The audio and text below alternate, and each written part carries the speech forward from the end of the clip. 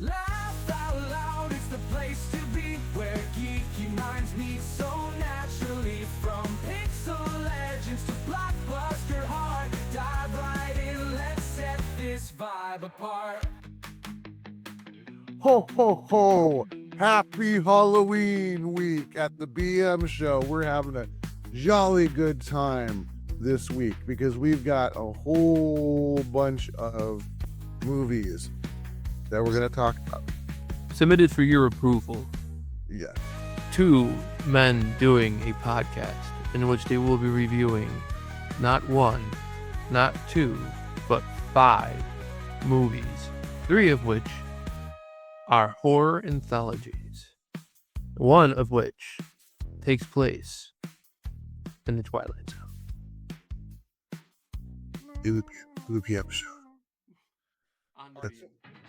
I got to jump in and say something here. I got to kind of explain why I did Santa Claus at the beginning here. And I mean that in I did an impression of Santa Claus. So Is it really an impression of Santa Claus? I mean, if the guy doesn't actually, if there is no audio evidence of the person, is there anything you're doing an impression of because you're just doing what you think it is? Or is that the impression? I don't feel no impersonation is what I'm confusing it with. Never mind. Continue. I'm doing an impressive Impressive Santa impressions. Claus. Okay. So way back, I was, when I was probably like in my early 20s, Halloween night, I was driving from somewhere to somewhere, I think like the market back home. And there was a group of 4 people out trick-or-treating. And you run them over? was that? Did you run them over? No. Oh, this isn't the start of a horror film? No, this is not the start of horror, but no, this is a true story, man. Come on. So, and the first guy was dressed as your traditional pirate. Second guy was dressed as like a skeleton. And the last guy was dressed, I think, as like a wizard or something you'd expect for Halloween. It was the third guy that hit me the best. The dude for Halloween dressed as Santa Claus. And I thought, man, that is the greatest costume you could ever think of. That is.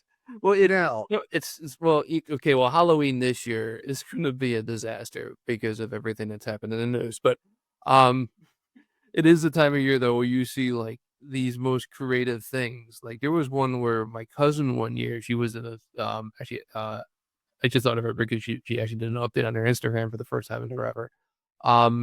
She was in a sorority house and they did a Halloween party and she dressed up as the Twitter bird. Mm-hmm.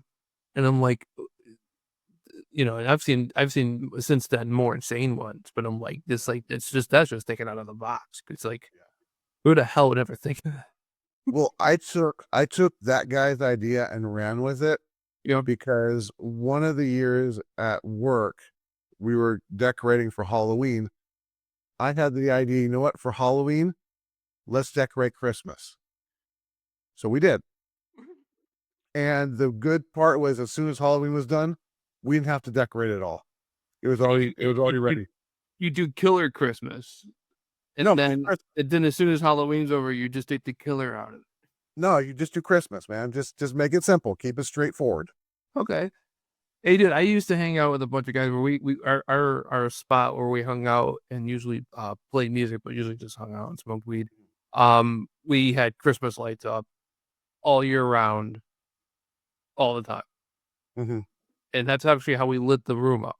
We lit the room up with Christmas lights, mm-hmm. which was good because we were, pretty screwed up and any other light would have hurt our eyes. But, I was on a thought. Sorry, go ahead. I'm sorry, go ahead. No, go ahead. Good. There's a Blink 182 song. It just came to me like right now where they have the line, we'll have Halloween on Christmas. Halloween on Christmas. Well, that's another one. It's like if we go and do like, there's Christmas horror movies. They're usually pretty bad. But yeah, that would be, if we wanted to do that one year for Christmas. I don't know about this year, but I had this dream of doing, because all these holidays get horror movies. You've got like, it's probably like a New Year's Eve horror movie. You've got a Christmas horror movie. I thought of, there's someone needs to put out Arbor Day, Slaughter Day. I thought of Arbor Day as soon as you said it too. I'm like, Yeah. you know what, Arbor Day, like the most obscure like holiday that people. When is Arbor Day? Who knows? Exactly. Whenever people want it to be. It's whatever you want it to be. It's every day. Every day is Arbor Day. Isn't that like about trees? Is it all trees? Yeah. Yeah. I mean, you could do Earth Day, Hearst Day. It's not an exact rhyme, but you can have. They've done similar ideas though, where it's not based around a day, but it is like an environmental. The killer's an environmentalist. That's still. Here's the thing. Here's the idea. It's 420, and a hearse is going around running people over. However, the catch is the hearse is eco-friendly. It's an electric hearse. That would be great. That sells it right there. And he only runs over people who are high on 420 because it's too ironic. He can't take it. There you go. I just can't take it. You're smoking my leaves. Oh, because it's Arbor Day too, right? Exactly. It could be a tie-in with Arbor Day. Like it could be like you have Jason. You have the electric hearse and Tree Man killing people. Free man. Yeah, so you're doing Mega Man 2 now. Yes, exactly. That's it. You could have Mega Man be the hero. I don't know, but that seems like a good idea. Also, I used to walk to work and there was a bus stop sign that somebody splattered red paint on one side. Mm-hmm. So I took a picture and I posted one time and I said, what was it? Something like the killer stop where the bus waits for you. The killer school bus. You get me to take off at Christine at the bus. There you go. Okay. So that's a good story right there. Okay. So Matt and I I have this board game where it's a car combat game. So we used to get Hot Wheels and we decorate the Hot Wheels. And we, put like guns on it and damage on the cars and all this stuff to make them look like there's like super Mad Max. Well, Facebook recently just did a suggestion for old pictures of mine. And I had made a school bus with like, there was a horse head on the hood of it, and then guns down the side of it, and chains along the windows, and the stop sign that pops out, I put little spikes on it and painted them, silver for the spikes, and then put red splotches on the end of it. Well, Facebook suggested I post that because I hadn't posted that in a long time, and it put the song that was like, "Happy Good Morning to You" to the pictures. I was like, your children off right. Exactly. And it had one of the close-up pictures of the stop sign pulled out with the spikes and everything. Oh boy. Well, are we ready to start this? We are ready to start this. We got 5 movies, one of which was picked by one of us as a special movie, and then 3 anthologies. Yes. An anthology of anthologies. Exactly. So there's 3 anthologies. I mean, I'm jumping a little early on this, but there's 3 anthologies with a total of 10 stories. So we have 12 reviews. Pretty much. Plus, we may talk about the originals of one of them. So that now puts us at 16 reviews. I think we're setting a record here for Halloween review episode. Yeah. 16? More like 15. Oh, what is it? Oh yeah, that's right, because one of them wasn't a remix. Yep. So you're right, you are 15. Yep. Well, I mean, like, you are right with 15, not you actually are 15. Yeah, and I know what you meant, but I'm glad you clarified. Yeah, because you're 12. I'm a 12 on a 10-point scale. Yeah. Good story, Grandpa. All right. I got the first one all queued up. If you're ready, I'm ready to start sharing the screen. Okay, I wish you would start sharing your screen. And there you go. It's up. Wishmaster is a 1997 supernatural horror film. The film features a jinn, an ancient evil genie that grants wishes in the most evil way possible. When a jewel imprisoning the jinn is unearthed through an accident, the jinn is awakened and begins to grant wishes. The more he grants, the stronger he becomes, eventually taking human form. He tries to find the woman who accidentally set him free in order to grant her the 3 wishes needed to open the portal to his world. Starring Andrew Divoff, Tammy Lauren, Robert Englund, Kane Hodder, and Tony Todd, the film led to a franchise including 4 films with Andrew Divoff starring in the first 2. So this movie, I always like the idea of the whole monkey paw. Mhm. And this is a takeoff of the monkey paw, where every single thing, yeah, you can get like, oh, I wish I didn't have to go to work today, and all of a sudden you find out that like your place of employment burned to the ground, Mm. and that's how your wish got granted. So this is the same thing, and it's just it's not this is one of my favorite movies, yes, but it's not my favorite horror movie. Right? But I picked it because I figured it was something that you probably never heard of. And I think it's just really good. I love the premise more than anything else. There's so much you could do with a premise like this that this movie only scratches the surface. And actually, unfortunately, all 4 of the movies barely scratch the surface of what could be done with a movie with a premise like this. Um, and it's like a horror, but you're not like there's not like jump scares. You're not worried about like, there's not you're only worried. Yeah, I mean there's jump scares in a bit where it's the girl is trying to get away from the djinn. Like her idea was like she has to grant the 3 wishes, so she wants to stay as far away from him as possible because if you can't find me, you can't make me grant the 3 wishes. Which this guy ain't new at this. He's got a few tricks up his sleeve of how to get these 3 wishes granted. And he takes the disguise of one of her trusted friends. He does all kind like he basically follows her around and tries to get her to, like I said, to grant these 3 wishes, including going to a party that's being thrown by Robert Englund's character. So Robert Englund, you might know him as Freddy Krueger from A Nightmare on Elm Street. And in this movie, he is the guy who pretty much he is the catalyst for the whole thing. He is the collector who was bought this statue, and when the day the statue is getting delivered, the guy who's running the crane, he got drunk that morning, and he ends up making the statue. He ends up having an accident where the statue falls to the ground and cracks. So wouldn't he be the catalyst then? Not Freddy? Well, because Freddy Krueger there, he ordered the damn thing. So maybe it was also, yeah, it was, but you could also say it was the guy that was with Freddy Krueger. Oh, that's true though, because if you go and look at later in the movie and how the movie gets resolved, yes, you're absolutely right. So it's the crane operator is the catalyst of the movie. Yes. Anywho, the statue opens up, a jewel finds out, someone pockets it, they sell it to some company, and this woman, while she's examining it, activates it. Mm-hmm.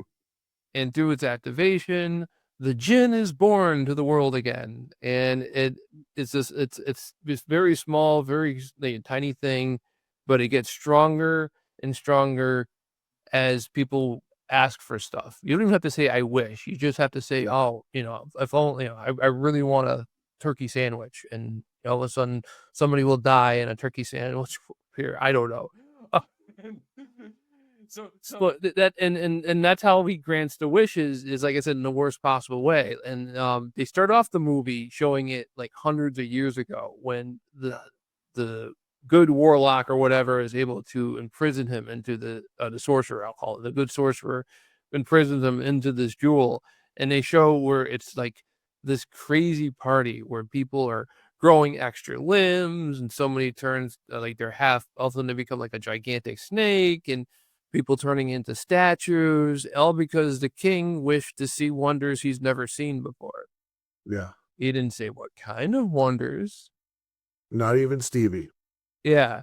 There was some skit that I watched, or maybe it was a TV show, where somebody was making a wish and they had to follow these particular rules. Like, it was one of those things where whatever was granting the wish would do it in the worst way. It might have been one of the monkey paw things, because a lot of shows have done the monkey paw, including The Simpsons. And they did the most specific wish ever. Like, it was, I wanna da da da da da, and like every single possible bad scenario that can come off of that, they covered every single one of them. And it was, Yeah.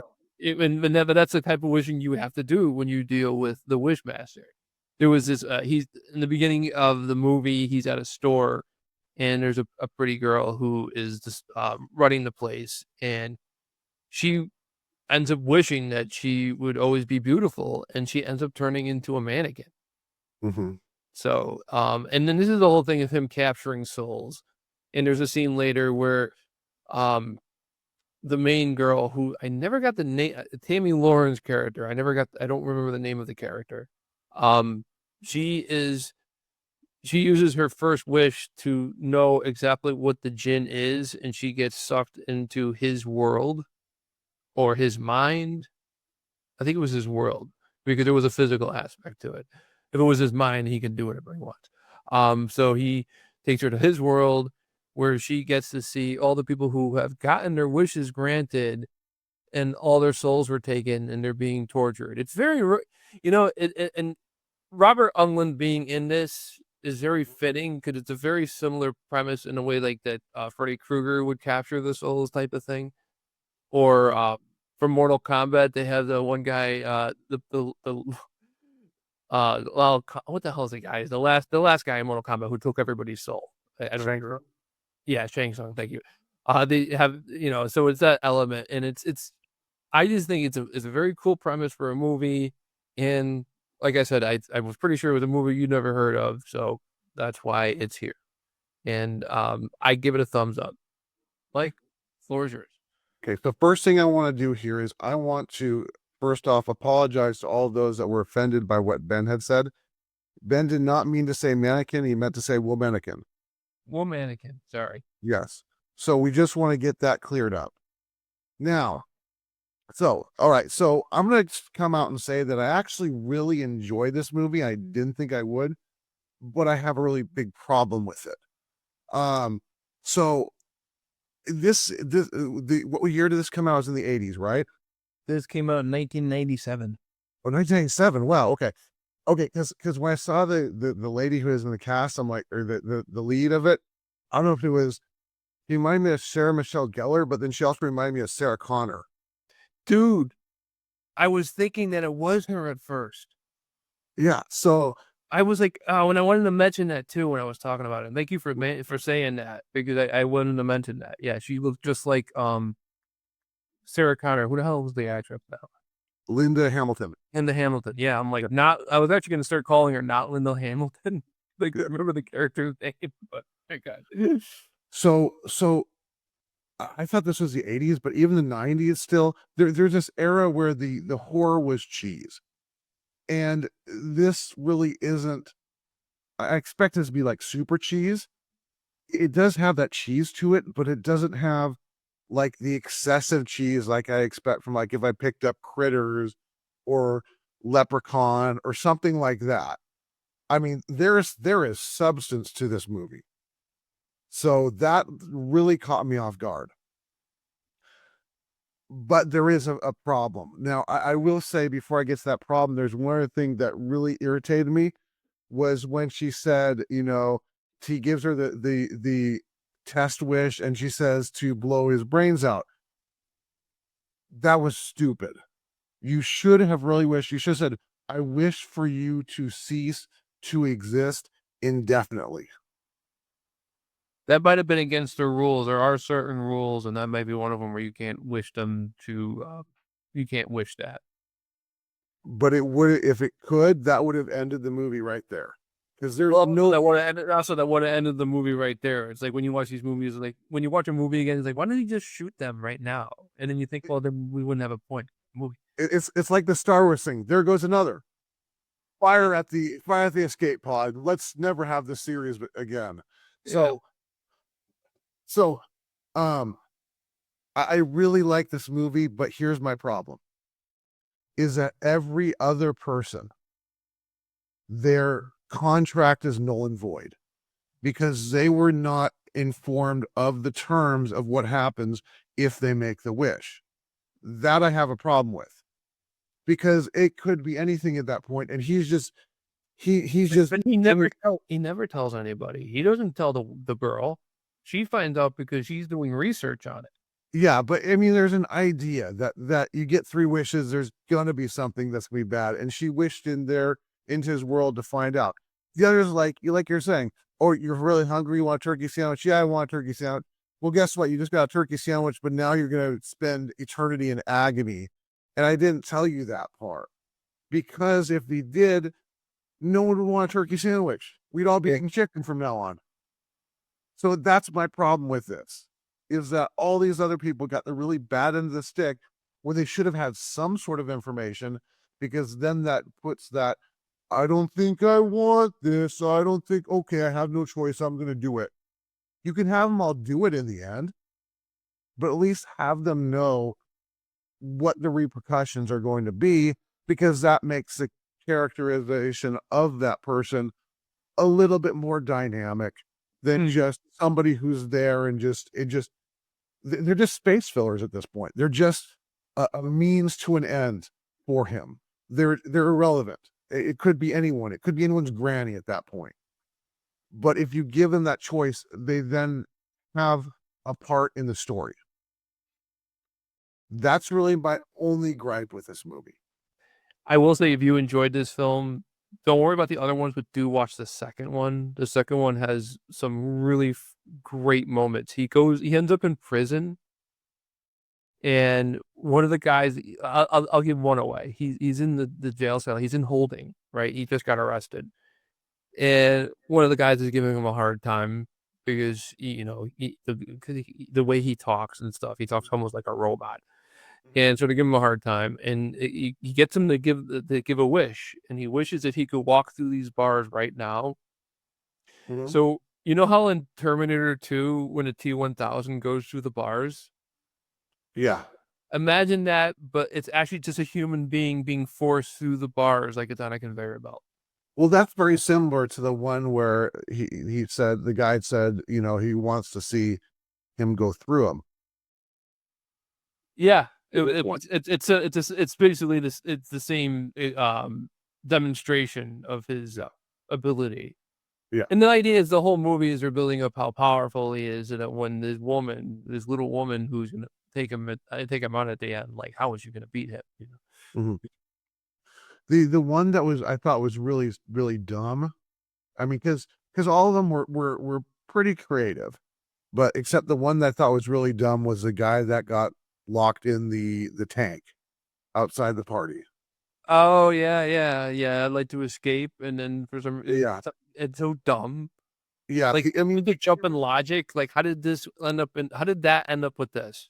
Yeah, it's like you could have put him in a skydiving with a parachute. All of a sudden, appear in the sky. You could have put him so many different places. That one, it didn't have a connection. It would just. It's like Houdini. It was like almost like it was just put in there so they could do a Houdini reference. Yeah. Gotcha. Yeah, I didn't think about that one. And like, oh yeah, let's mention Houdini. So, but other than that, I would definitely give this movie a thumbs up. It's worth a watch. It looks like it's going to be a movie that is just going to be so dumb you're just going to laugh your way through it. But it's not. There's a lot of good stuff in it. Yeah. And then I like I said, I give this one a thumbs up, and I also recommend the second one in the series. Mm-hmm. And then after that, I have all 4 of them, but like after that, like 3 and 4 are just they lose the actor, so now it's and they don't pretend the audience is stupid. They go and this is a different Jin now. It's like the Jin's brother or something like that, or it's his cousin or some shit. And now he's in the world, and he's off causing the same issues, causing wishes for everybody. But it's so rehashed. Or even in the second movie, it is kind of rehashed, but it's like the continued adventures of the same guy, the same Yeah. trend. Gotcha. And you almost like, even though he is the villain and you're glad to see him go, you end up kind of liking the guy. Yeah. Because, I mean, like, not like you want to be friends with him, but I mean, like, he's a likable villain. Yeah. Yeah, like, because he has a sense of humor, and in the second movie, his sense of humor comes through more in the way that all of a sudden you know why he grants wishes a certain way because he gets a kick out of it.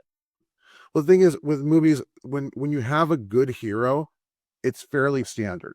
But when you have a good villain that you can like, that you want to see on there, that's exceptional, because villains are so much harder to flesh out than heroes. Yeah, and that's what you get with the first two Wishmaster movies, is you get the same villain, same actor, and it's like Andrew Divoff. He is the Wishmaster. Everybody else is just imitators. Would a real Wishmaster please stand up? See, I was gonna try to keep away from music references, but now that we're doing that, since you're referencing the, what was it, Earth Day, Hearst Day, rolling down the street, smoking and sipping on gin and juice. Wow, wow, wow, wow, wow, wow, wow. Do you have anything left for this one? No, I don't know where you can find it in streaming because I just own it. I own copies of it, so that's how I watched it. But I'm sure it's out there somewhere. It's been one of those movies that you'll probably find it on like Pluto or something, where it's like you're not gonna. I doubt you could. You're gonna have to find a. I doubt you won't find a way to watch this for free on some ad-supported site somewhere. Or Internet Archive. Or Internet Archive, that place. Geez, one day they're gonna go through that place, and that there's gonna be a bunch of issues there. But I don't think I mentioned this now, but thumbs up for me for Wishmaster. yeah, you did. So that's 2 thumbs up for Wishmaster. Yeah. There's a movie that we might want to do in the future that's currently on the Internet Archive, and I'm just thinking about it now. Ricky 1. Ricky 1. Ricky 1. Ricky 1 is a horrible parody of Rocky. Okay. It's one of those so bad it's good. It's only been released on VHS. So somebody literally took a VHS tape and they did they have this new way of doing VHS transfers that take 15 hours to do a movie. So you're not gonna see me doing it anytime soon, but it has to do with like bypassing all the circuitry in the VCR and actually tapping the information straight off the tape. And it's like called the Doomsday Duplicator, I think. And it was actually created by the BBC as a way of archiving their Laserdisc, I think. I might be wrong on the history of it, but it literally, like I said, like it doesn't, like, before the video gets encoded to anything your TV can read, it literally taps into the direct, like basically pulling the magnets off of the film. Gotcha. Okay, so I want to reach out to everybody then. If you all want to hear us do a So Bad movie review episode starring Ricky 1, let us know. We will do that with Ricky 1. We'll add Jesus Christ Vampire Hunter, The Adventures of Pluto Nash, and Showgirls. Oh, I was going to say, like, why don't we just do Ricky 1 with Rocky? But okay. Let's make it the So Bad episode. It's so bad. It's like it's torture. Yes, I'm sure that we can find even more movies like that, but those are just the first ones that popped on my head. 3 of the movies you mentioned, I can get a hold of because Ricky, as long as nobody takes it down Internet Archive between now and when I get around to downloading it, I can get it there. And then there's 2 movies I have, because I think I have Pluto Nash and I have Showgirls. I don't have the other one though. Okay, that's good because it's gonna be bad. I think I have Pluto Nash. I know I have Showgirls, but I think I have Pluto Nash. I think I bought it because I used to go to Goodwill. I still do, but I used to go to Goodwill and spend like $80 on movies. Yeah. And let's discuss this. Let's discuss it after an episode. Okay, yeah. We're cutting into our time here. All right. So Next one, I'm ready for the next one. and it's up. Happy Death Day is a 2017 slasher film starring Jessica Roth as Tree Gelbin, a college student who finds herself reliving the same day, her birthday, over and over. Each day ends with her getting brutally killed by a mass killer. Determined to find her killer and end the cycle, Tree uses each restart to gather clues and find the identity of the killer. Praised for Ross' performance, the movie became a surprise hit, leading to a 2019 sci-fi sequel, Happy Death Day to You. Go ahead. Okay, so the reason why I picked this movie is because this is a movie that I saw in the theater, and I kind of went to it just kind of to waste time. And I walked out realizing that this is probably one of the not well-known masterpieces in horror, because when the movie starts really rough. It's pretty standard, straightforward slasher film. It's like what's that? Edge of Tomorrow, Live, Die, Repeat, or whatever it is. Mm-hmm. And you get that feeling, but it does something that's so intelligent.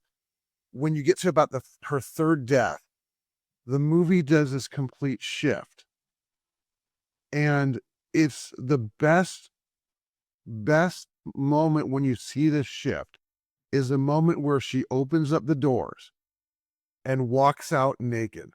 Mm-hmm. And the expression on everybody's face, and you realize this movie is not just being a horror slasher, it's taking on brand new genres.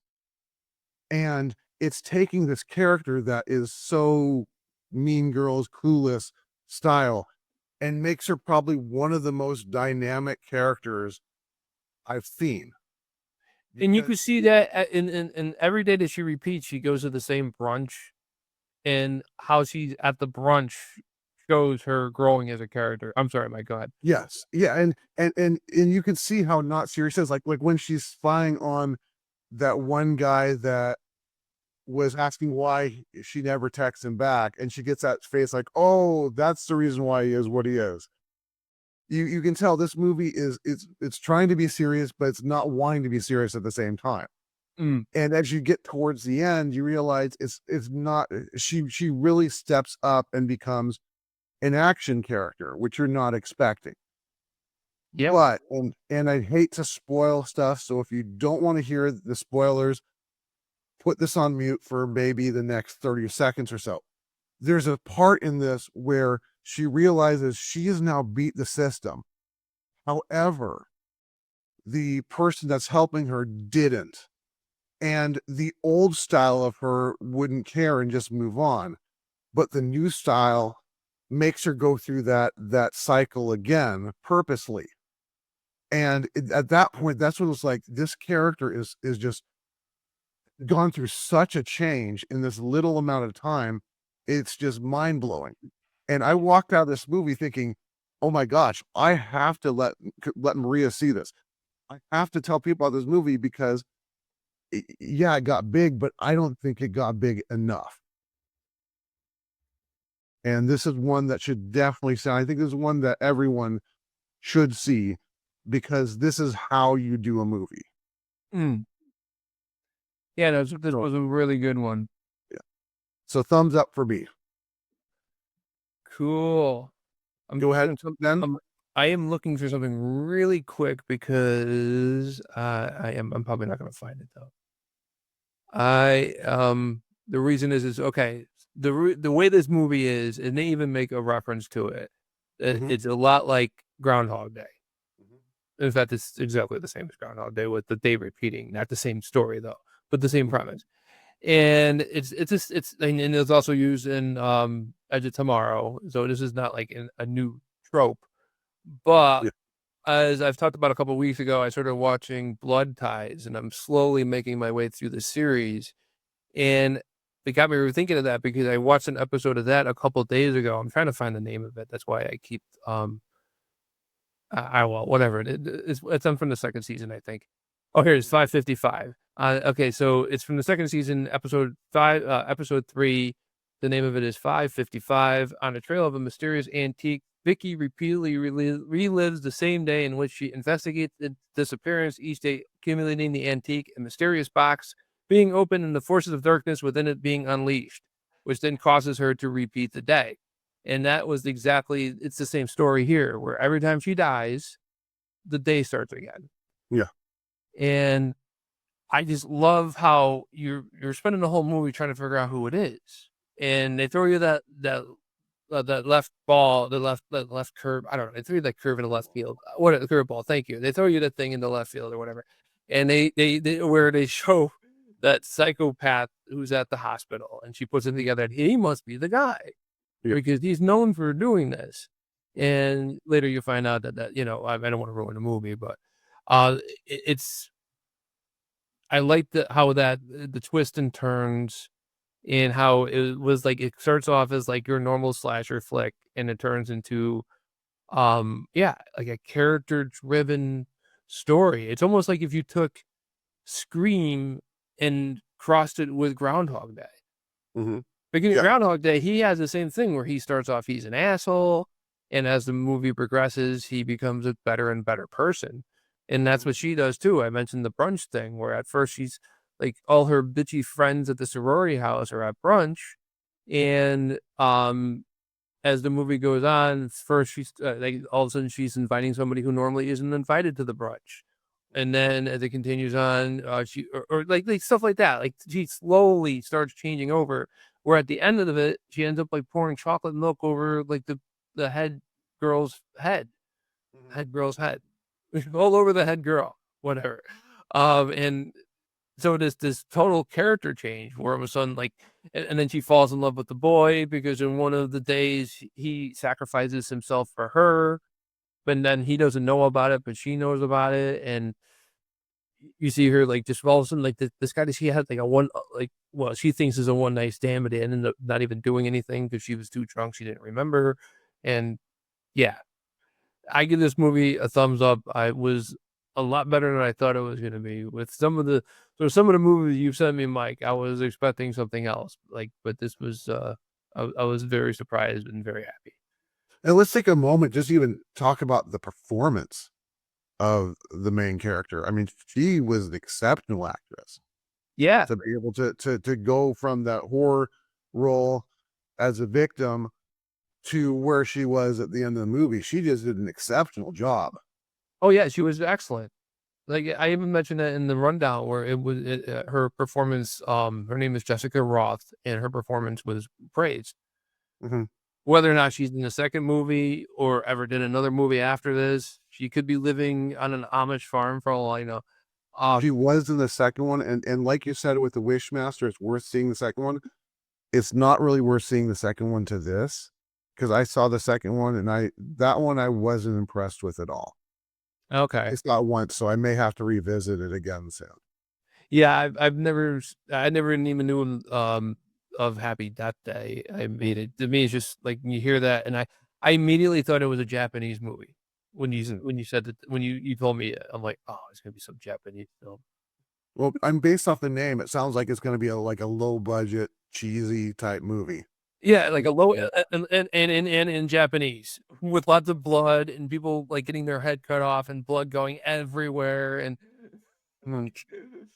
so that's what I was expecting, and then to have it actually be an American movie where it's an excellent actress starring in it, and like a girl I've never even seen before, and she's amazing. Yeah, it was definitely a treat. Yeah. All right. So now we get to the anthologies. yes, we have our anthologies coming up. This one, the first one, I think is not even the oldest one. This one's like in the middle when it comes to how old these are. But the first one is interesting. We're doing it alphabetical. Let's just say it that way. Oh yes, look at that! I didn't even put that together. Yep. Very good.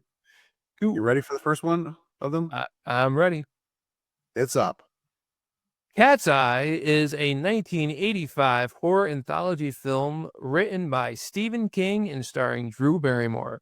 Set around the travels of a stray cat, the film includes 3 stories, 2 from Stephen King's Night Shift, and the last one being an original story written just for the film, which is used to tie Drew's numerous appearances that happen throughout the film all together into one cohesive story. The first story is called Quitters Incorporated, and it's about an agency that guarantees you will quit smoking.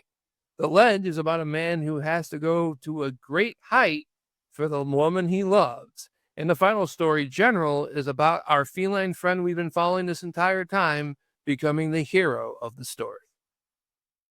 That was my way of doing it without giving much away. Mike, go ahead. Oh boy.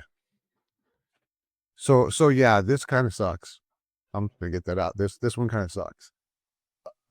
The smoking episode wasn't bad. It was really messed up. And I kind of, that was probably the best out of them, was the smoking one. Given the situation that the main character gets into, and every other person that's gone to this quit smoking location puts themselves through. I mean, it's diabolical what the person that works there comes up with to stop them from smoking. And I liked how that there is a one part where he was in the car and he slipped and he thought he was being super sly about it by leaning down really far, but then gets up, and you could see that moment where he realized, oh, I screwed up bad. And that part was very well done. You could just feel the disappointment and the tension at that point just build. Yep. The ledge one was okay. It I would say out of the three, it was the most horror filled. But I don't know. I don't know if it just went on too long or what it was, but it just came off as kind of mediocre. But then we get to the last one. And this is where I prayed that my power went out. Because it was so dumb. The whole, I don't know, the whole gnome creature thing that comes in at night and takes the soul of the person, which the cat's supposed to do. It was just stupid. And the point where the father lifts up the little knife, the little sword that he was using, and it looks just like so fake toy. This would have been better if it didn't have it. This would have been better if it wasn't Darkside, if it was some other story. But the whole gnome thing was just pointless. And yes, it seemed like it was a way to tie that character that Drew Barrymore is playing into the movie to give her some time, because this was obviously after E.T. Yeah. So she's becoming a movie star at this point, so they want to give her screen time. But I can't imagine this movie did well with this third part on it. Yeah. So sorry, thumbs down. I'm just saying thumbs down now because that's all I got. Yeah, you got thumbs down. Okay, so this movie. Okay, so my mother is a horror movie fan, or she calls them scary movies. She loves scary movies, and she likes Stephen King. So, and this one was not horrible. Like in a way of like this. I mean, okay, so basically, my mom felt okay showing me this as a child. Is what I'm leading up to. So I watched this movie when I was a kid, and I loved most of it. Mm-hmm. As a kid, I hated the third part, and as an adult, I hated the third part. Yeah. As the story progresses, this cat's going along, and the cat's having visions of Drew Barrymore asking for help. I don't remember what her character name was, but it's Drew Barrymore asking for help. And so the cat is trying to find Drew Barrymore the whole movie, and that is why in the third story had to do something with her character. And in her character, she loves the cat. The mother hates the cat. And there's this little creature that's coming out of the wall. And it's so stupid. It's the dumbest part of the whole movie. Yeah. The Quitters thing is the best part. You're right. Quitters Incorporated. It could almost be a whole movie on its own. It is that one there. Yeah. So this guy's trying to quit smoking. He goes to Quitters Incorporated, and they start electrifying the cat. Mm-hmm. Just for reference, I'm always going to be referring to the same cat talking about this movie. So they start electrifying the cat, and then the cat finds a way to escape because the guy is like, the guy has, he doesn't want to see this cat get electrocuted. He's not a psychopath. The guy running Quitters Incorporated might be. but his client is not. And they have it where, okay, first we do the cat, next we do your wife. And last, Your wife. I want to clear that up. Electrocute your wife. yeah, not you, last. These are like gang lords down in Mexico or something. So yeah, they were gonna electrocute your wife, which is as far as it goes in the movie. I'll just give that one spoiler, but yeah, it's leading up to that is the tension where he's finding people in his house and evidence that somebody's been in the house, and then the whole thing where the guy they're in the traffic jam, the guy's making out with his girlfriend, and it ends up being that he's one of the spies for Quitters Incorporated. Yeah. And also Quitters Incorporated, the one thing you can't quit is Quitters Incorporated, because at one point he does try to get out of the contract and they don't let him. Yeah. It's the only thing you can't quit at Quitters Incorporated is Quitters Incorporated. So I did like, I'm sorry to jump in while you're doing this, but I did like where he mentioned where the wife comes in and the guy at Prison Court would mentioned that, okay, it's either going to go one or two ways at this point. Either she's going to smack him across the face or they're going to have a sympathetic moment. I loved how they made it so that character knew how, how the wife would react in that type of situation. yeah, because he's seen it so many times. Yeah, exactly. Yeah, and then that's the horrible part of it too. Is like you think about like this is what this guy does. Like it proved that this guy is a psychopath because he's enjoying this, and they show him enjoying it. He's got a smile on his face. He's wearing a nice suit. Like not only is he enjoying this, he's getting successful off of this. Yeah. So, yeah, it's got some messed up parts to it. The ledge part. That one, when I was a kid, that was actually my favorite when I was a kid.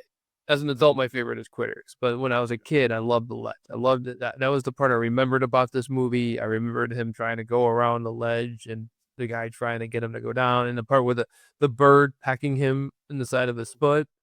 Yeah. I remember that. Or into his ankle. I remember that. And so that was the part for me going down memory lane. There's a nostalgia kick to this. And I think it's a nostalgia kick. It's going to barely get a thumbs up from me. Well, actually, now that you mentioned with the ledge and the bird pecking him, I think that's the problem I had with it. It was like, I like the scenes of the bird pecking him, but I think the pecking was a problem that went on a little too long in it. Yeah, I will agree with that. The pecking should have stopped a little sooner. Yeah. Because it was like, okay. Oh, he's going to get more pecked. And why is the bird so obsessed with pecking him? Yeah. I don't know. Like, is there something like, does he have bird seed in his sock? I mean, what's going on there? And I think that led to me, like, whenever I do see birds near my feet, I worry that they're going to start pecking my foot. Just don't be on a ledge. You're Don't good. be on a ledge and I'll be all right. Yep. Are we ready for Blondie? We are ready for the next one, and it is up. Tales from the Darkside is a 1990 anthology horror film inspired by George A. Romero's 1980s TV series of the same name. The stories are framed through a modern day Hansel and Gretel type situation, with a boy being held captive by an evil witch played by Blondie's lead singer, Deborah Harry. The first story, called Lot 249, is about a mummy reanimated for revenge and was adapted from a story by Sir Arthur Conan Doyle. Cat from Hell follows a hitman who tries to kill a seemingly unstoppable cat and is based on a Stephen King short story. Finally, Lover's Vow is a story about a man who makes a promise to a killer gargoyle only to find out his vow was to the death. Is this mine or yours? This is yours. Okay. I remember seeing this one too as a kid. And I remember getting this one confused with Cat's Eyes. And this is why I wanted to do Cat's Eyes first. I think that the cat in the second story, Cat from Hell, is the same cat from Cat's Eyes. From Cat's Eye. Sorry. That's my theory. So I'll cover that story first. Cat from Hell is a hitman. There's this old man. He's trying to get rid of this cat. The cat has somehow killed everybody in the family other than this old man. It's a killer cat. And he hires a hitman and he offers him a boatload of money to get rid of the cat. And of course, the hitman thinking, well, this is just a cat. I can handle this. He can't. that's the story, and you get to see how the cat kills him, and that's the fun of this one. Lot 249. This one had star power, but Yeah, I did. I guess Steve Buscemi was in it. It was kind of a boring story though, but it's just Slayer. what's that? Christian Slater, yeah. And it was a kind of a boring story though. This one was like this guy he reanimated the mummy and the mummy was doing like almost slasher film type stuff, and I just couldn't get into it. I really couldn't get into it. And then the final one is the one this one here, Lover's Vow, is the one another one I remember when I watched it as a kid. I don't remember. I didn't remember it being associated with the cat story because, like I said, I thought the cat story was part of Cat's Eye because I was a kid. So Lover's Vow, this one here, this guy, he's like at the bar, and him and the bartender, they leave together, and they leave one of the guys locked in the bar, and he's like, "Oh, don't worry about it. It happens all the time," type of thing. So he'll just sleep it off, and I'll see him in the morning. And as they leave, the bartender gets brutally murdered by a gargoyle, a living gargoyle, like one of those things you see on on Gothic buildings. And he's like, "Please don't kill me. I'll do anything." And the gargoyle says, "Well, you must promise that you will never, ever, ever tell anybody what you just saw here or about me or anything to do with this." And he agrees. And about 5 minutes later, he ends up meeting a woman who ends up becoming the love of his life. And I can't give away. I'm not going to give away the story, but it's a bad ending. So they all have bad endings. Yeah, I Tales from Darkside though. I mean, Tales from Darkside pretty much is all bad endings. It is all bad endings. I never watched the TV show, but so those are my thoughts on it. For Tales from Darkside, I'm going to give it the same thumbs up I gave Cat's Eye, where it's fairly just okay. Okay, so Tales from the Darkside. So I just want to kind of paint a picture here. So yeah, I saw this as a kid, and I used to watch Tales from the Darkside shows. And what's funny actually is I whenever we were doing movies, I actually shared with my dad because our family was big in movies. I shared with my dad, I'm like, "Hey, we're going to be reviewing this movie." I mentioned the Twilight Zone. I mentioned Cat's Eye, and my dad goes, "Hey, there's this other movie that you should do then. It's one where this lady is going to cook a kid." And I'm like, "Yeah, that's Tales from the Darkside. We're doing that." He's like, "Really? It's the one where he's got a book in the cell?" And I'm like, "Yeah, that's Tales from the Darkside." So it's kind of funny that this came up through him without really mentioning it. That's like a whole comedy sketch where they're explaining it and they're saying, "Yeah, it's this." Like, no, it's not that. And they start explaining it even more. So here's me recollecting on Tales from the Darkside right after watching it. Okay, so the first story was Lot 249 or whatever it was, 209 or Lot 409. You got to clean that one up. Formula 409. The last one was the love one. The middle one was, I don't know. And I just watched it. Oh. The reason why is because that middle one, The Cat from Hell, which I actually had to look up before we did this episode. I'm like, shoot, what was the middle one even? Is so bad. Yeah. So pointless. This movie would have been so much better if they just took it out, made it a 60-minute made-for-TV show, and rolled with that. But with saying that, the Lot 666 episode was not really good either.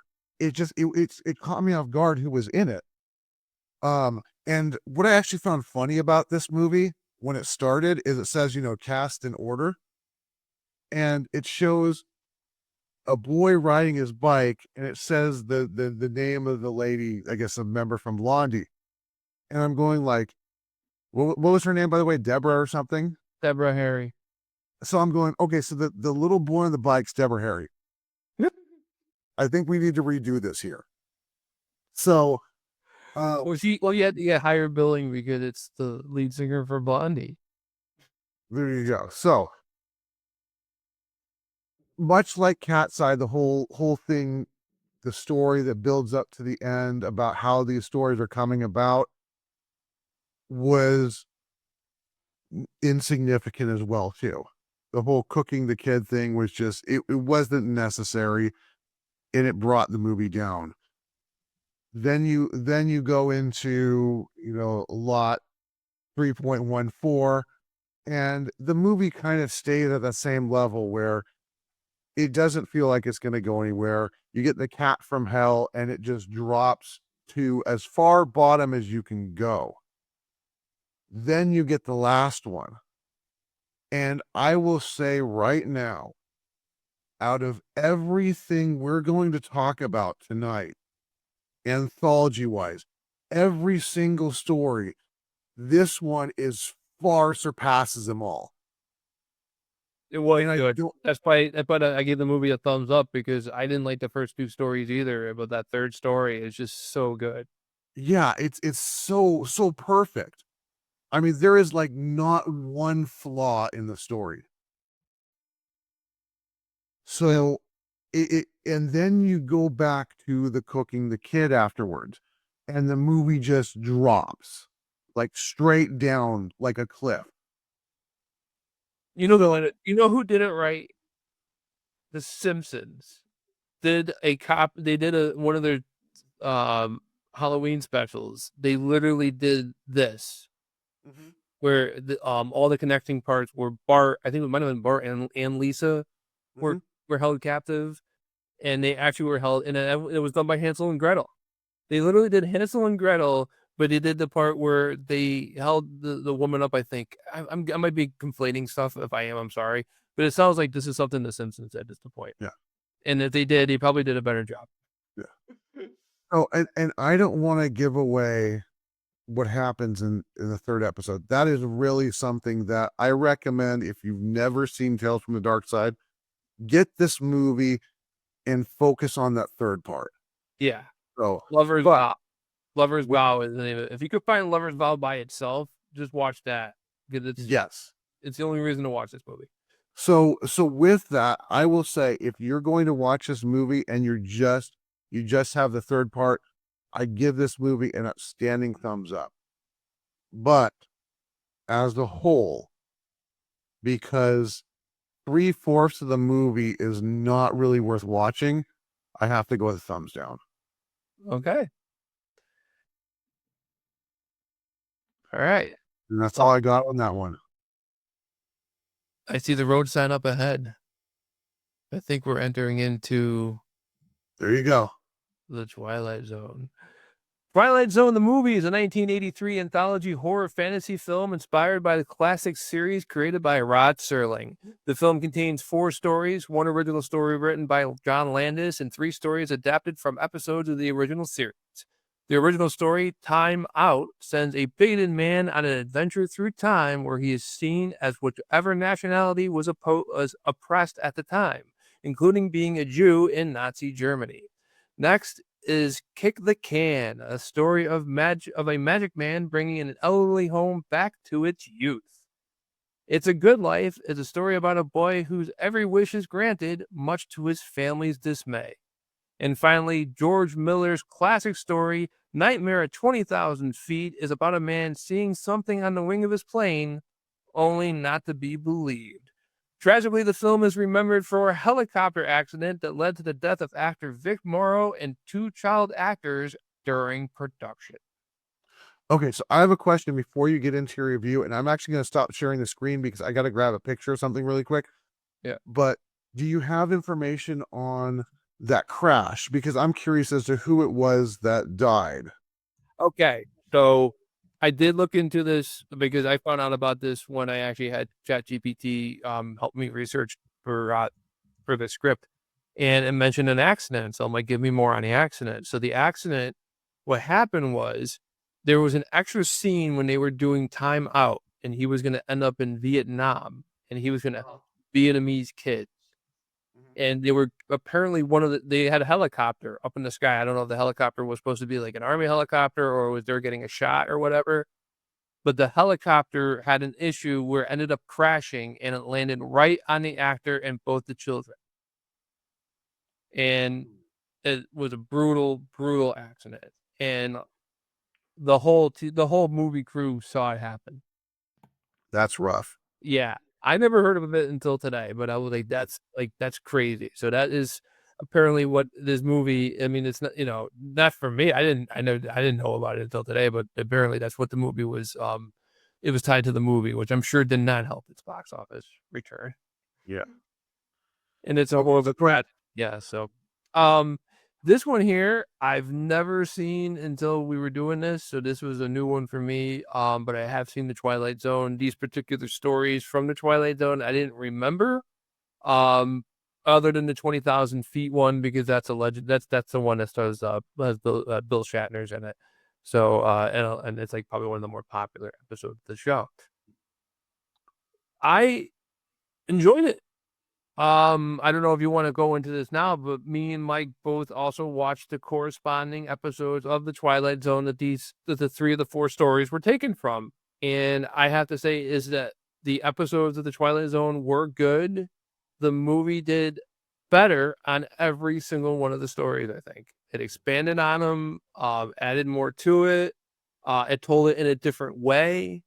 Let's take an advantage. Hey, Ben, let's hold off until after the movie, and then we'll go back and compare and contrast. Okay. All right. We'll skip that part then. Okay. So, I enjoyed it. I thought it was well done. The original story had, not like once I found out John Landis wrote it, like, of course, it had a bit of a Ghostbusters like feel to it because it had, Dan Aykroyd was in it. Yeah. So, because he was in it, also there's good star power in this. John Lithgow's in this. He takes the William Shatner role.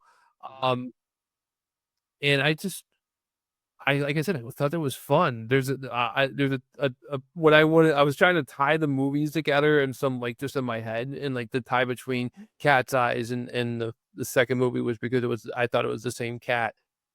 Jackman was it Struthers? What's his name? Jasmine Struthers? I don't know. Oh shoot, he's the guy from The Stand, from Stephen King's not The Stand. Stephen King. What's the one where Jack Nicholson's in the hotel? And The Shining. The Shining. Yeah, the guy from The Shining. Who is that guy? Jack Nicholson. No, I mean the black guy. I don't know. Yeah, God. I have to look this up now. Hold on. The Shining. By the way, while you're doing, I think maybe not. I don't know. What? Go ahead. I would say while you're doing a review, you can go ahead and review like your feelings on each episode, but then we'll just kind of compare and contrast them versus the episodes after this. So you don't have to kind of like shy away whether you thought it was good or bad. Scatman Crothers.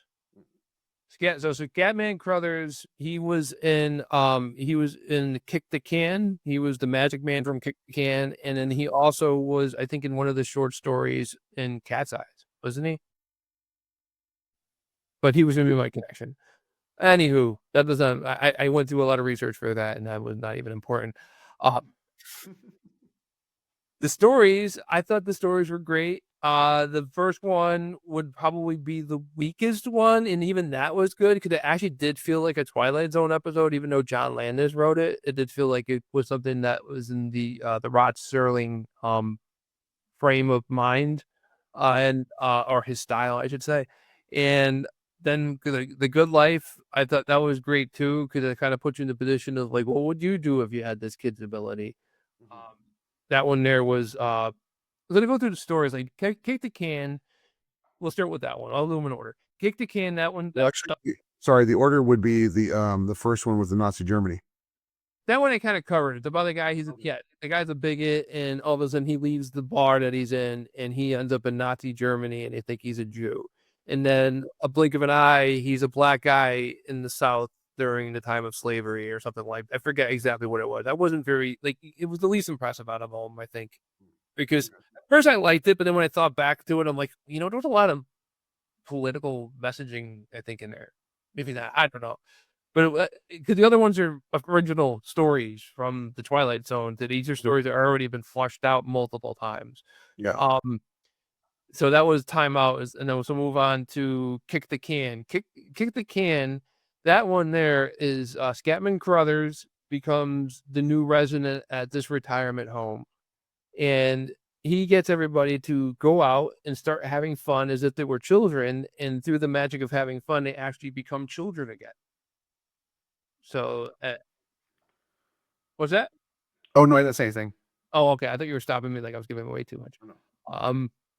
And so that's what that story was about. I enjoyed that one. It's a Good Life, and that one is about a boy who he basically anything he wishes for comes true. And his was it his teacher or was she like his counselor? What was she? Do you She remember? she wasn't either. She ran into the boy on his bike. Now she was a teacher. She was going to be a teacher. Oh, okay. I think she was just starting her year at whatever school it was. And She goes home to meet his family. yeah, she met him at the diner, the boy at the diner, and the adults were picking on him because he was hitting the video game, which was knocking out the TV too. Oh, okay. Yeah, I watched the Twilight Zone first out of all of them, and then I watched the actual episodes afterwards. So I think the episodes are fresher in my head. So so she goes to his house and she meets him, and everything that this kid wants happens, and he could read your mind too. So all the people around him, they have to think happy thoughts, and Yep. they And I want to point out, sorry, I want to jump in on a point. They have to think happy thoughts, including R.J. Fletcher. yes, yes, he was in there. I forgot about him. Yeah, so they have to have happy thoughts because he can read your brain, and if he'll send you to like some was it this was it the it was a field in the TV version. I forget where he was sending people in that one, like to the movie. The cartoons. Yeah. Oh, they sent him in the cartoons. Yeah. Oh, okay. So there's some to stay tuned type of stuff going on. Okay. Mm. So yeah, they have to stay on the good side because he has these anything he wants. He has Q-like powers. He can just make it happen. And that one was all right too. The last one, of course, is Nightmare at 20,000 feet. This one is the guy thinks he sees a gremlin on the wing, and there actually is a gremlin on the wing, but he's the only one who sees it. But everyone thinks he's nuts because nobody else sees it but him. And that is a classic episode, and I think they did a pretty good job of paying homage to the classic episode. Go ahead. Oh, Okay. thumbs up. Okay. So you stabbed me in the heart on this one. Why? So I first want to start off with the Dan Aykroyd stuff. The beginning and the end, you have the Dan Aykroyd skit, and I think that was definitely the weakness of the movie. I can't think of who it was that was with Dan Aykroyd in the first one, but he's also a pretty well-known actor. Yeah. But I actually think the best one of the stories is the one you said was the weakest, which was, I think you said it was Time Out, where the guy goes to Nazi Germany. Yeah. I think is great because you've got this, you have this character that is just full of anger and blaming the system and everything, and then you put him through everything he hates, and by the end of that episode you see how devastated he is. I mean, they just destroyed that character. And there's that part where it's just so hard to watch what he has to go through, where he's on the ledge and the German soldiers are just shooting at him for fun. It's just you just want the guy to like get shot and die, because if not, it's just going to get worse and worse for him, and it does. And I think that's the reason why I really love that episode so much, is because they just put him through the ringer, and you can just see what comes out after he goes through all of that. Now, kick the can. This was an episode that I did not like as a kid. And the reason why I didn't like it was simple. It was one of the boy actors. And you probably already know which boy actor got on my nerves. It's the one, feel the thrust of my blade, my sword. I was like, just shut up, dude. He annoyed me so much. But as I grow up, this episode becomes more relevant to me. I think as a kid, you're not going to get the value of this episode. But as an adult, you see it through different eyes and you start understanding it more.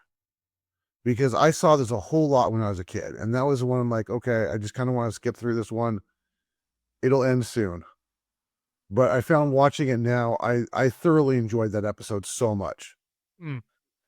I do want to point one thing out, though. The one old guy that does not become a kid, that when he goes to the window, I realize he looks like one of two people. One, he kind of looks like Joe Biden. But the other one, and I gotta say, this has to be modeled after him. I don't know if you know the comedian, I think it's Jeff Dunham or something like that. He has a puppet that's this guy right here. Yeah. This is the dude at the window. Yep. That is. So I had to go get that picture to share that. Then you get what was the name of the Wish one again? The Wish one? Yeah. The one we did earlier to the Wishmaster? No, the boy that does all the wishes. Oh, The Good Life. The Good Life. Okay, so The Good Life creeped me out as a kid. And the one scene that creeped me out the most was this scene where the sister had no mouth. That gave me nightmares. Now watching it, this is by far the weakest of all of them. And I kind of wish if you could take that one story from Tales from the Darkside and put it in the slot of The Good Life, Twilight Zone would be such a phenomenal movie. Because all of them would be great. But it's just, but I can make that happen, Mike. I know. Okay. I can make a special cut of the movie just for you where I take out The Good Life and I replace it with Lover's Vow.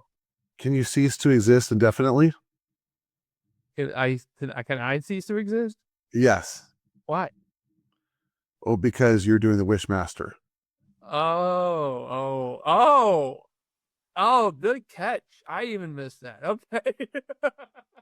So then the Nightmare at 20,000 feet, I'm going to say that was done exceptionally. I want to talk more about that one, though, when we get to the episodes, because I have a lot to say. So overall, I'm definitely going to give Twilight Zone a thumbs up. Cool. And I definitely recommend seeing it, especially the older you are, the more you should see this. Yeah. So that's my run on it. So Twilight Zone, thumbs up. And now we go from the movie zone to the TV zone. Then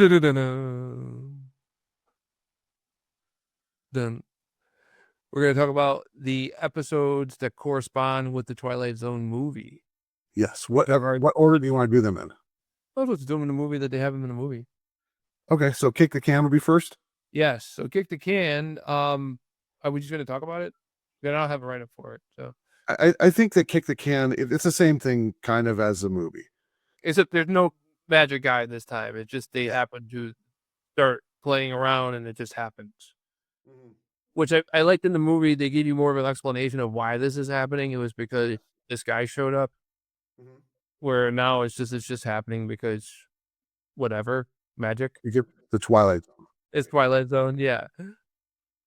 Which in itself, the Twilight Zone is the explanation, but it's like, but it's like, it's telling people it's happening because it's a movie. It's like it's a dumb excuse. You can't just say it's the Twilight Zone. Somebody had before. It's like, okay, dude, whatever. But at least in the movie, they give you an explanation where I thought I listened to the audio version. And the audio version pretty much is the same. I think did I listen to it for this one? I didn't listen to it for this one. So never mind. Ooh, gotcha. Okay. Sorry, Mike. I gotta say that the movie version of this is far superior to the TV version of it. There's a couple reasons.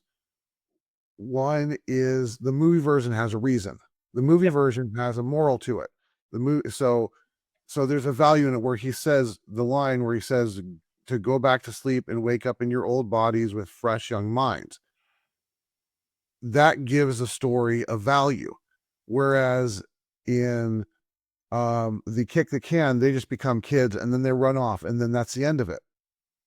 It doesn't feel like that should be the end of it because it raises more questions than it answers. And I'm thinking, what are these kids going to do? Where are they going to go? How are they going to have money? But the problem, the big problem with it is what's going to happen the next morning or whatnot when all of them are missing. Yeah. And it feels like it wants the TV show wants to have a resolution. The resolution is just not there. But the movie version not only gives a reason for being there, the episode for being there, it gives a good resolution because you see the one that didn't become the kid wanting to discover that magic, and the main character moving to the next retirement home, showing that he goes home to home doing this to change people's lives. So it's so much stronger. Yeah. It's like I said before when I was talking about the whole thing, it's like the movie versions of the stories seem more flushed out because you're getting these scripts that these stories are from like 30 years ago, or what is it, 1980? Okay, at the time it'd be like 25 years ago. So they want to give them, they want to freshen them up and make, and they did. And it also, like, they have better technology now. And you have people like, you could tell that they are being done. The people running the movie were fans of the TV show. And they wanted to do they wanted to do Rod Sterling proud. Yeah. And I think they did. Mm. The second one, did we cover the first one? I'm good with that one. Are you ready to move on to the next one? Yeah. The second one, It's a Good Life. I think the TV episode kind of did a better job because they had it where it was isolated. They didn't introduce a third character, which the third character is great because that means everybody has to say, hi, I'm so-and-so, and I'm this, everybody gets to explain who they are. Where here, it doesn't really matter who they are. It's about the boy. Yeah. And that's what it's about. And and I love how they had that intro where he looks like Dennis the Menace. And then he's on the gate, and the gate swings in to camera, and you just see this menacing look on his face as Rod Sterling starts talking about it. So I think that, the movie, you flush it out more, but it's the TV show. You didn't really need to flush the story out more than it was. This kid has magical powers, and whatever he wants happens, and he's a child. Not that he's a bad kid. He's a little bit of a bad kid because he does have omnipotent power, and that will corrupt him. But you see him, where, he thinks he's doing good stuff, and they keep telling him he's a good kid. And as soon as anybody has a negative thought, they end up out in the field, wherever the field is. Yeah, I think this is the one story where the TV show, I think, did a better job. Because It's funny. It didn't. It's funny. Sorry. No, it's funny you're saying that because I agree with you on that statement. I find it interesting because I think that Kick the Can did the worst on TV, but did the best in the movie.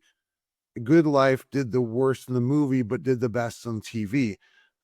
What made The Good Life so good in the episode is actually something that I would think would normally be so bad, is there is no resolution to it.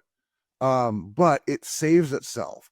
And before I mention how it saves itself, I want to go back to that kid. And because you're mentioning that look on his face, I think they did a great job of making this kid just so much more evil in the TV show than he was in the movie. In the movie, he just felt like your normal kid that you could have substituted E.T. into the movie with him, and he would have felt like he was delivering ET back home. Or you could have substituted the spaceship from Fly the Navigator and he'd be Fly the Navigator kid. It didn't feel like he had that evil level that the kid in the TV show had. And I liked how you could just feel the fear in the TV show when you heard you took the head of the dog and impaled it on a stake and then spread its intestines out across the city. That's a good thing. You did such a good thing. You're such a good boy. It's like, dude, this is awful. But you're in so much fear. You have to say that this is the greatest thing ever. And it's so amazing how they were able to get that level of fear across in that TV show. But the thing that saved it, because like I said, there is no resolution. And normally that would be kind of a problem for me. But when Rod Sterling comes back on and he mentions something about this is not meant to be a story, this is meant to be just a portion of the time, you kind of realize, okay, so this isn't something you're going to have a conflict to a crisis to a resolution. All you have is a conflict. Yeah. And you're just getting this little piece to what you're going to find would normally be a bigger puzzle. And it kind of makes me more curious as to what the outcome in the end would be. And I think that it did a good job on that. Mm. So that's all I got for that one. And now we talk about the legendary, and I say legendary because like, it is one of the most popular episodes. It's Nightmare at 20,000 Feet. The original version had William Shatner. You get to see old school airlines where, where traveling was more of a luxury thing. Mm-hmm. Basically, it reminded me of the 0 Hour movie, where you get to see like how airlines used to be, where it was like you pay like a ton more money, but it was like a pleasure to travel by air. Now it's a chore. And comparing the two, I do think the movie did a better job, but it's hard to not give the props to like just Bill Shatner's, like just how he was in the episode and how it's one of the things that really got his star going, because he did that episode, and I think he does the episode where they go to the diner and they have the fortune telling machine, and after that he ends up on Star Trek. I mean, he did other stuff besides that too, but he ends up on Star Trek, and all of a sudden a star is born, and here he is, almost 100 years old. He's still with us. Yeah, and it's just it's a great story. Like the World War I pilots, World War II pilots, I think maybe two. They used to talk about how gremlins got into the engines and that would cause all kinds of problems. And now doing production work, when we're doing a live service and we have a problem, I just blame it on gremlins. Mm-hmm. And so it's like the Gremlin movie is great, and maybe one day we'll do that movie, maybe for Christmas. But that is not what the Gremlins or what originally from. Gremlins were supposed to be just like, why is this not working? I don't know. A gremlin must have gotten into the system. Yeah. So, but yeah, go ahead, Mike. What do you think? Okay, so I'm just gonna say this straight out. John Lithgow did a way better job. But I think that he is more a diverse actor than William Shatner, because if you look at what he has done, I mean, he did this. He did the father in that, what was that one with Miller Gibson? Was that Third Rock from the Sun? No, not okay, yeah, but I was thinking of, it was the one with where Will Ferrell and Marky Mark were stepbrothers. Oh, he's the dad and stepbrothers. Oh yeah, he wasn't a father in Third Rock from this one. He was their captain or whatever. Okay. And then you even go to, I think it's like one of the Die Hard movies. He was one of the villains. Yes. The second one, I think. I'm not sure. This guy does it all, and he does it well. And he played the role of just this guy that's snapping just incredibly on a level that William Shatner didn't get to. Yep. But I think that William Shatner had the deck kind of against him, because there was one thing that was in William Shatner that brought him down and one thing in John Lithgow that brought him up. including the wife, which was standard when you do these like fancy traveling back then, I guess, including the wife and with William Shatner, really kind of put him in a corner where he didn't have much maneuverability. Whereas John Lithgow, being this like, looked like a businessman coming back after doing a whole bunch of work all by himself. I mean, he had a whole bunch of more room where he was able to get into that level of insanity where there's no one to kind of prevent him from getting there. The other thing is that the John Lithgow one had that girl with the camera who was just, I mean, she's just a girl, but she was just pure evil. Mm. Like just the way she was taking his picture and the way that she had the puppy, you know, the no smoking. I mean, she just kind of fed him into this insanity level that I don't think it would have felt like it wouldn't have felt like he got there without that girl there. Mm. Plus, I mean, the better effects, the monster on the wing looked a little bit more menacing in the movie version, but I do like at the end where they show the damage that was done to the plane. Yeah. And it's just so much more impactful in the movie version. Not only because they can make it look better and make it look more severe, but because they actually address it in the movie, where the TV show, they just show it, but the movie, you have the guy say, whoa, what happened up there? Yeah. So I think that was a good touch to have them address the situation at the end rather than just go, oh, you know, one person saw it and who knows where it goes after that. Yep. So I would definitely have to go easily with the movie version over the TV version. It seems that the weaker stories in all these anthology movies are always like the ones they throw in the middle. Is that Yeah, it's good. Yeah, just so like, yeah, they start off like, and then usually the last story is the best one. Mm-hmm. Usually. Mhm. Like they're working up to it. Mm-hmm. So it seems like we agree that as far as the TV wise, the one that was definitely the best was the Wish one, The Good Life. Yeah. Or okay. And then 20,000 feet and then Kick the Can. Or yeah, for the movie, yeah. So it's like, yeah, because and it shows that the TV show still holds up. It's such a good show. But like for the TV show, was it Good Life, 20,000 feet, then Kick the Can? Yeah. Okay, and then for the movie, what were your orders? For the movie, The three, just the last three. the last three, like which three out of the three, which one I thought was the best movie?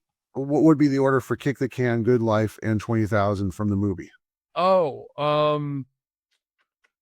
I would say, let me go and pull it up again. I actually just closed the window. 20,000, Kick the Can, and then Good Life. Okay. See, we're closer. I'd go Kick the Can, 20,000, Good Life. Yeah. Either way, I can see where where that one could be stronger, because like with 20,000, there's only so much you can do with it. Yeah. I think the Twilight Zone was the strongest one out of the movies that we did for the anthologies. Out of the movies for tonight, what do you think was what is your favorite out of the 5? Oh, dude, it's still gonna be Happy Death Day. I love that movie so much. I'm sorry, but I do. Yeah, that movie was good. I would probably say that one too, and then probably with Twilight Zone coming in second, and then Wishmaster. And then I'd almost put Wishmaster almost on the same level as Twilight Zone. They're about equal. Yeah. So, and like I said, Mike, if you want to watch Wishmaster 2, we could do a follow-up or something new. Sounds like next Halloween. Maybe. Yeah. Maybe next Halloween we'll revisit the sequels to these two movies. Maybe. Well, we're working on a few ideas, but it's a year away. Who knows? We might quit by then. Who knows? We throw up our hands and say we haven't. You know what we haven't done yet? Oh, I gotta stop sharing the screen. I have not talked about next month. Oh, yeah. Look, Word of the Month. Yeah, let me go ahead and bring up our schedule for next month. So all those people who don't care for the movies, they're just here to find out what we're doing next month. Sorry to keep you waiting. Yeah, sorry, it's 90 minutes, but it's worth the wait. The only reason why they come is to hear what our topics are each month. Yes, that's all they want to hear. So here's what we're doing next month, because we actually have 5 weekends. And remember, remember this coming weekend is the best weekend of the year. Don't forget that we get an extra hour. Is that next weekend? Yeah, that should be the first, I believe. Okay, Is daylight savings. nice. I didn't even know that. Okay, but everything I have does it automatically, so I don't even think about it. So the November 2nd episode is called How to Ruin a Good Plate. This is going to be great food when something that's normally added to it is not present. So this is where you take some sort of like a topping or an ingredient out of it, and all of a sudden it goes from being bad to good. Okay. And I don't know, do you want to do Fuji Vice? Because we had talked about that. Yeah, let's do Fuji Vice. Okay, so we're going to also talk about Fuji Vice. I don't really know what it is. I'll find out. Then November 9th is The Unforgivable Sin. Game features or elements or the like that are just unforgivable. It doesn't mean that the game is completely destroyed. It just means that whatever it is one of those things that brings it down hard. Maybe you can look over it, maybe you can't. But it's just so awful. Okay, and then on the 16th we have our favorite or interesting life loopholes, or any sort of loopholes.